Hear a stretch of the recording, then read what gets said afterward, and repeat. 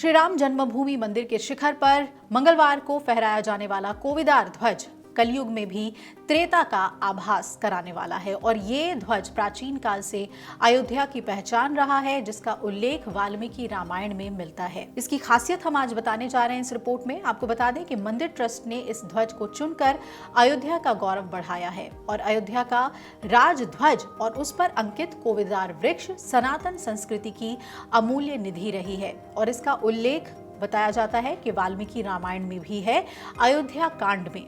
और इसके मुताबिक चित्रकूट में वनवास के दौरान भगवान राम ने लक्ष्मण को ध्वजों से विभूषित अश्व और रथों से आती हुई सेना की सूचना दी और इसके बारे में पता लगाने को कहा। इसे देखकर लक्ष्मण ने कहा, यथा तु खलु दुर्लभ द्विभरतः स्व मागतः, यानी कि इसे लेकर ये कहा गया कि निश्चय ही दुष्ट दुर्बुद्धि भरत स्वयं सेना लेकर आया है। ये कोविदार युक्त विशाल ध्वज उसी के रथ पर फहरा रहा है। इसी प्रसंग से जाहिर है कि कोविदार वृक्ष युक्त ध्वज अयोध्या की पहचान और प्राचीन धरोहर रही है। हालांकि भारतीय मानस पटल से रघुकुल का ये राजध्वज बिसरा दिया गया था, जिसे रीवा के इतिहासकार ललित मिश्रा ने कई शोध के बाद खोजा है। इसके बाद राम मंदिर ट्रस्ट ने अयोध्या के प्राचीन और गौरवशाली इतिहास के अनुरूप यही ध्वज फहराने का निर्णय लिया है। आपको बता दें कि प्राण प्रतिष्ठा के समय ही राम मंदिर परिसर में कोविदार वृक्ष लगाए गए, जो इस समय लगभग 8 से 10 फुट के हो चुके हैं। ध्वजारोहण के साथ ही इसके दर्शन भी शुरू होंगे, जो राम भक्तों को अयोध्या के प्राचीन गौरव का आभास कराएंगे। कथाओं के मुताबिक कचनार को ही रघुकुल का वृक्ष माना गया है, लेकिन कई शोधों के बाद कोविदार की जानकारी सामने आई। शोध के अनुसार हरिवंश पुराण में उल्लेख है कि महर्षि कश्यप ने पारिजात के पौधे में मंदार के गुण मिलाकर इसे तैयार किया था और ये संभवतः पहला हाइब्रिड प्लांट था। ये अभी भी उपलब्ध है और 15 से 25 मीटर तक ऊंचाई वाला ये वृक्ष फूल और फलदार होता है। इसमें बैगनी रंग के फूल खिलते हैं जो कचनार के फूल जैसे होते हैं और इसका फल स्वादिष्ट और पौष्टिक माना जाता है। मंदिर बनने के बाद इसे ध्वज को पुनः एक महत्व मिला है, जो एक नए युग की शुरुआत का संकेत है और इस कार्यक्रम के लिए लगभग 100 टन फलों का इस्तेमाल किया गया। इस समारोह में लगभग 7000 लोग शामिल हुए हैं और मंदिर निर्माण में दान देने वाले लोग भी आमंत्रित किए गए हैं। इस सूची में हर वर्ग को प्रतिनिधित्व दिया गया। आपको बता दें कि जो मुहूर्त था वो सुबह 11:58 से 12:30 का शुभ मुहूर्त निकला। शास्त्र के अनुसार मंदिर पर ध्वजा लगाने का जो महत्व है वो भी आपको बताते हैं। शास्त्रों के अनुसार मंदिर के शिखर पर जो फहराती हुई ध्वजा होती है उससे एक दिव्य ऊर्जा का संचार होता है, जिससे मंदिर परिसर में एक सकारात्मक और पवित्र वातावरण बना रहता है। वहीं मंदिर के शीर्ष पर ध्वजा लगाने का उद्देश्य ये होता है कि मंदिर के भीतर विशिष्ट दैवीय शक्ति की उपस्थिति है, क्योंकि मंदिर का शिखर उसका सर्वोच्च बिंदु होता है। कहते हैं कि ये ब्रह्मांडीय ऊर्जा और मंदिर के गर्भगृह के बीच एक संपर्क सूत्र का काम करता है।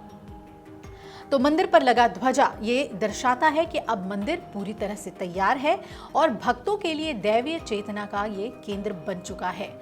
मंदिर में लगा झंडा उस मंदिर की दिव्य और आध्यात्मिक ऊर्जा को भी इंगित करता है, जिसका धार्मिक ग्रंथों में उल्लेख है। और धार्मिक ग्रंथों के अनुसार मंदिर में लहराते ध्वज के दर्शन कर लिए जाएं तो उसे संपूर्ण मंदिर में स्थित देवी देवता के दर्शन करने के बराबर पुण्य मिलता है, ऐसी मान्यता है। एक प्रकार से